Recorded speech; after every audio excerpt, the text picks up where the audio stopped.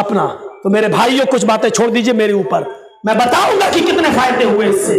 और मुसलमान थोड़ा सा मॉब लिंचिंग वगैरह से परेशान हो जाता है, बस मिले मारा। एक मजबूर आदमी, रामायण में लिखा है 20 आदमी मिलके किसी एक मजबूर आदमी को मारे, उससे बड़ा हिजड़ा कोई नहीं। ये रामायण में लिखा है, रामचंद्र जी ने कहा है, और वाल्मीकि जी के रामायण में लिखा है जो 2000 साल पुरानी लिखी गई है, उसमें लिखा है। डंके की चोट में मैं कह रहा हूं, आप बताओ जो एक मजबूर आदमी को, बेबस आदमी को 20-25 आदमी मजबूर करके मारे, तो रामचंद्र जी के आदेश के मुताबिक उनसे बड़ा हिजड़ा कोई हुआ? अपनी किताबों के मुताबिक खुद जुड़े। हम लोग थोड़ा सा वहां से मजबूर होते हैं। हमें 3 तलाक तुमने बनाया, हमें एतराज है। ये हमारे जाती इख्तिलाफ थे, वो हमारी जगह पर रहने देते, हम लोग मिलकर निपटाते। लेकिन उसको मंजर आम पर लाकर इस तरीके से पेश करना कि उसको इस्लाम की और गैर मुस्लिम की लड़ाई से आपने जोड़ दिया और उसको पास कराने के लिए वहां ले गए।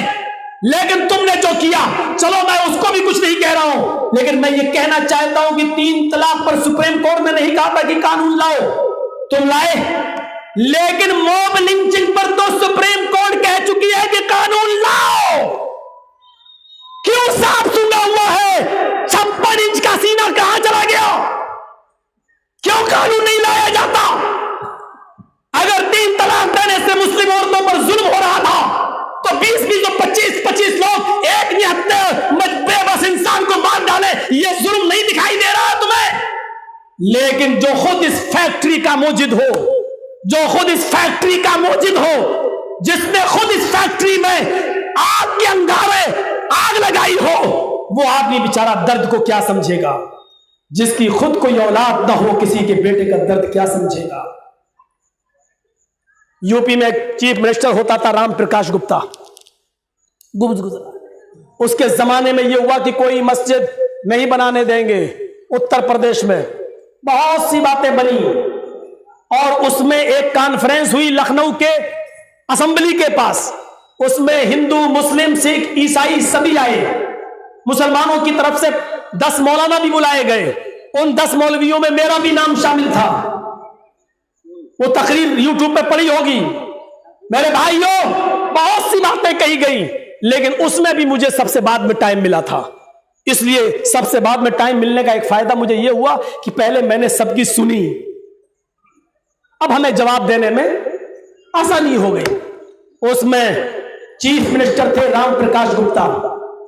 उस जमाने के राम प्रकाश गुप्ता की तरफ से आए हुए एक आदमी ने मुझसे पहले तकरीर की और तकरीर में कहा कि भाई सिविल लॉ, कॉमन लॉ अगर हो जाए, सबके लिए बराबर कानून बन जाए, तो इसमें बुराई क्या है? मुझे ये मुसलमान धर्मगुरु बैठे हुए हैं, ये बताएं, सबके लिए कानून। मैंने फौरन उनको टोका भी था। मैंने कहा मिसाल पेश करिए, क्या है कॉमन लॉ का मतलब? कहने लगे जैसे सबको एक बीवी, वो दूसरी नहीं करे शादी, 2 बच्चे, तीसरा बच्चा जिसका भी होगा उसको सजा दी जाए।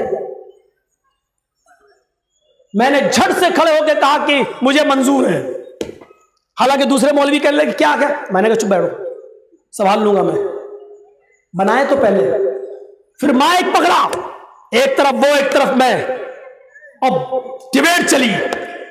सुनिए, उसने कहा जर्जी साहब सिर्फ आप ही बोल रहे हैं और आप तो कोई मौलाना उसका साथ नहीं दे रहा है। मैंने कहा इनके हाथ पर मैं जोड़ लूंगा, सबको मैं बना लूंगा, लेकिन सबके लिए आप कानून बनाओ। बोले क्या मतलब? सबके लिए बनेगा? एक बीवी होगी सबकी, दूसरी नहीं रखेगा? हमने कहा ठीक है, जब सबके लिए एक बीवी का कानून बनाओगे तो जिसके पास एक भी बीवी ना हो उसके लिए क्या कानून बनाओगे? क्या मतलब?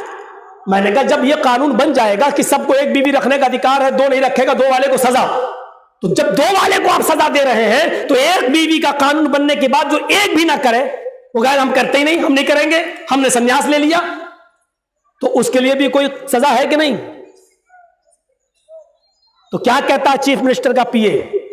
अरे साहब वो नहीं कर रहा, उसकी मर्जी, आपके बाप का क्या जा रहा है? उसने जुमला ये इस्तेमाल कर दिया लखनऊ में सबके सामने। पब्लिक ने शोर किया, है बाप तक मत जाओ। मैंने कहा रुको, बैठो आप। अच्छा किया बाप तक गए, रुको आप बैठो, हमारी इनसे बात हो रही है, आप बैठो। पब्लिक को बिठाया। मैंने कहा सुनिए, आपने कहा कि एक बीवी बनने वाला कानून सबके लिए होना चाहिए, मैंने मंजूर है, लेकिन जो एक बीवी का कानून बन जाए उसके बाद जो दूसरी करे उसको सजा आप देना चाहे दीजिए, जो तीसरी शादी करे जो सजा देना चाहो दे दो, 7 साल 10 साल 20 साल उम्र कैद बनाओ, लेकिन एक बीवी का कानून बनने के बाद जो एक भी न रखे उसको भी उम्र कैद की सजा दो। अब आप इस पर यह कहते हैं कि उसकी मर्जी, नहीं करता शादी, तुम्हारे बाप का क्या जा रहा है? तो जब मामला मर्जी पर ही आ गया तो मेरी मर्जी मैं 2 करता हूं, तुम्हारे बाप का क्या जा रहा है? ऐसे ही कहा। मुझे इस पर मुकदमा भी झेलना पड़ा, लेकिन बच गया। बचा क्यों? पहले बाप की शुरुआत तुमने करी, मैंने जवाब में करी। अगर मुझे सजा होगी तो बेटा बचोगे तुम भी नहीं। मैंने कहा जब बात मर्जी पर टिकी है तो मर्जी पर, तुम्हारी मर्जी तुम एक भी नहीं करते, हमारी मर्जी हम 2 करते। जब बात फिर मर्जी पे आ गई फिर कानून कहां रह गया? कानून आप बनाइए तो सबके लिए बनाइए। क्या आप कहना क्या चाहते हैं? उस वक्त अटल बिहारी जी जिंदा थे। मैंने कहा मसलन अटल बिहारी जी जिंदा हैं, उनकी एक भी शादी नहीं हुई, उनके लिए क्या सजा है? बोलिए। हमने कहा कॉमन लॉ का दूसरा पॉइंट आपने छेड़ा, 2 से ज्यादा बच्चे नहीं होना चाहिए, बनाओ कानून। 2 से ज्यादा बच्चे पैदा हो, जिसका तीसरा हो 5 साल की सजा, चौथा हो 7 साल की सजा, 5वां हो 10 साल की सजा, बनाओ कानून। मैंने कहा और जिसका एक भी ना हो उसको, जब 2 बच्चों की आप कानून बना रहे हैं तो जिसका एक भी ना हो, चलो एक बीवी से शादी करने के बाद भी उसको बच्चा नहीं हो रहा, उसका क्या करोगे? अरे साहब हो ही नहीं रहा तो अनाथ आश्रम से लाके उसकी झोली में भरो, चलो पाले। 2 बच्चों का बाप उसको भी बनाओ। नहीं हो रहा, कुदरती चीज है, नहीं हो रहा तो अनाथ आश्रम से लेके डालो, उसको भी दो, क्योंकि कानून सबके लिए बराबर है। अब माथा पकड़ के कहता है तुम लोग बनने ही नहीं दोगे कानून, बनने ही नहीं दोगे। और सारे मौलवी उठे, उन्होंने मुझे गले लगाया, अरे वाह क्या जवाब दिया, क्या जवाब दिया। मैंने कहा ये लातों की भूत बातों से नहीं भागेंगे, ये ऐसे ही भागेंगे, इस भाषा में समझेंगे ये लोग, इस भाषा में समझेंगे। मेरे भाइयों, हम तो लड़ाई लड़ते हैं, तुम्हें यही सब सुनना पसंद है, मुकदमे हम झेलते हैं, कोई बात नहीं, लेकिन कम से कम सुनो तो अदब के दायरे में सुनो। हम तो अपना कलेजा फाड़ रहे हैं, तुम शोर कर रहे हो, हैं? तो आप भी इस्लाम को जिंदा करो। ये सारी लड़ाइयां हम इस्लाम के लिए ले रहे हैं, और इस्लाम जब हमारे ही घर में रुस्वा होता है तो तकलीफ भी होती है, तकलीफ भी होती है।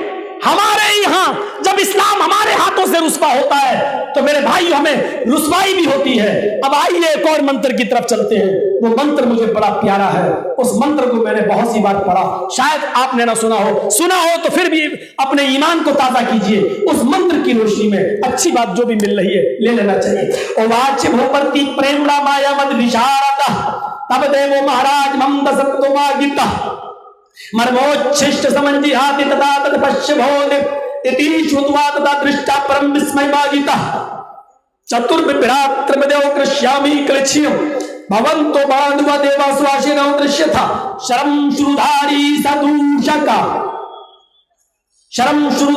सदूषका उच्चलापि लिंगच्छेदी सर्वक्षो मतो मम मुस्लिनेओ संस्कारा। श्री भविष्य पुराण प्रति सर्ग पर खंड 3 अध्याय 3 मंत्र नंबर 25, 26, 27, 28, 29, 30 6 मंत्र मैंने पढ़े हैं।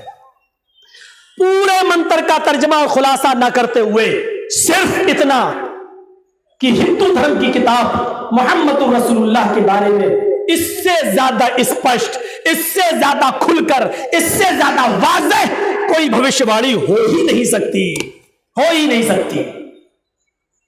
अंतिम ऋषि जब इस धरती पर आएगा तो प्रथम कार्य चंद्रमा के चांद के 2 टुकड़े करेगा, यह उसका चमत्कार होगा। चांद के 2 टुकड़े करने वाला अंतिम ऋषि होगा। भारत में राजा भोज ने जब चांद के 2 टुकड़े देखे, भारत में राजा भोज ने जब चांद के 2 टुकड़े देखे तो वो सीधे अयोध्या मक्के की जमीन पर गया और मोहम्मद साहब की शरण में जाकर ईमान ले आया। राजा